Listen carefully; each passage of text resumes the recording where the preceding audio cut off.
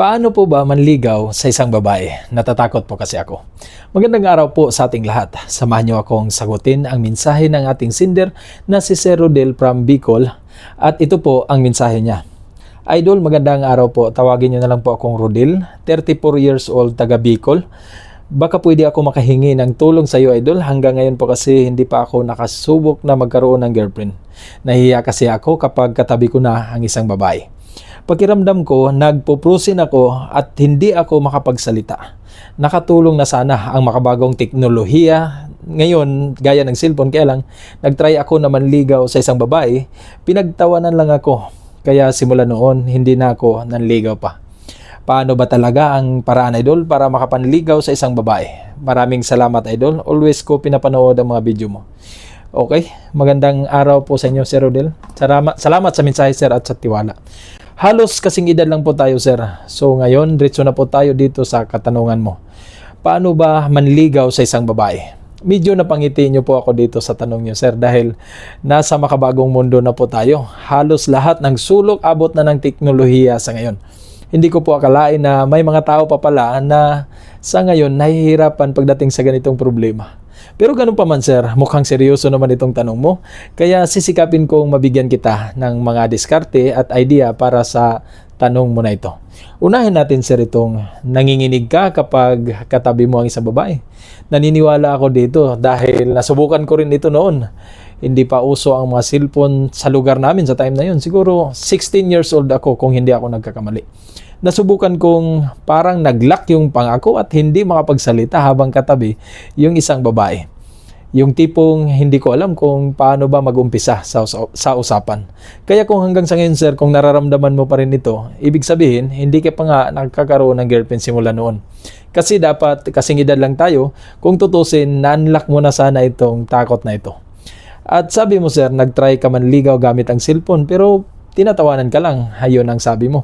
Kaya simula noon, hindi mo na inulit. Parang nangyari pa, nagkaroon ka pa ng trauma. Kaya mas lalo ka pang nahiya at natatakot. Baka kung ulitin mo na manligaw, baka gagawin ulit sa'yo ang tawanan ka. Kaya naman, ito ang gawin mo, Sir. Para ma-unlock na po yung takot mo na yan, tanggalin nyo na po muna yung hiya nyo. Dahil yan po ang dahilan kung kaya't natatakot ka. Kasi iniisip mo na baka baliwalain ka sa babaeng nililigawan mo. At siyempre kapag naalis mo na yung hiya na yan, hanapin mo na ngayon yung babaeng sa tingin mo may gusto din sa'yo. Mahalaga po ito, Sir, kasi kung ang nililigawan mo ay hindi ka naman gusto, ay sigurado po baka mabibigo ka talaga. Kahit anong discarding malupit ang gagamitin natin, kapag ayaw sa'yo ang isang babae, hindi talaga tayo uubra dyan. Pero kung sakali man, mabigo ka, okay lang yan. Tandaan mo, nanliligaw ka pa lang, wala namang mawawala sa'yo. Kaya mag-try ka ulit. At kung gusto mo talaga ang isang babae, ang gawin mo, mag-extend ka ng effort para sa kanya. Gumawa ka ng paraan para mapansin ka niya, kahit sa mga simpleng paraan lang. Malibre mo siya ng pagkain, sa labas, o di kaya'y alamin mo ang birthday niya at mag-effort ka, mabilhan siya ng kahit anong regalo lang. Isang paraan ito na baka mabigyan ka ng pagkakataon sa isang babae. At kapag maramdaman mo na malapit na ang loob niya sa iyo, try mong ipahayag sa kanya na ang naramdaman mo at sabihin mo sa kanya na gusto mo siya. Pero ihanda mo ang sarili mo kung ano man ang magiging sagot niya sa mga sasabihin mo. Kung sakaling hindi ka pa niya matanggap, okay lang yan.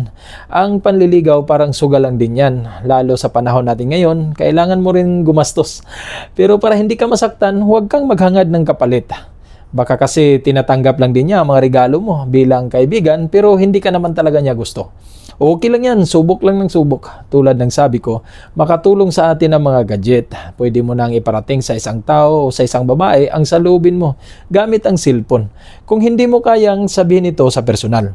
Ulitin ko, sa panliligaw, tanggalin mo lang yung hiya na yan at huwag kang matakot kung ano man ang magiging sagot sa iyo ng isang babae. Walang mawawala sa iyo, subok lang ng subok. Okay, Sir? Sana makatulong itong payo ko. Mag-ingat ka po palagi. Paalam.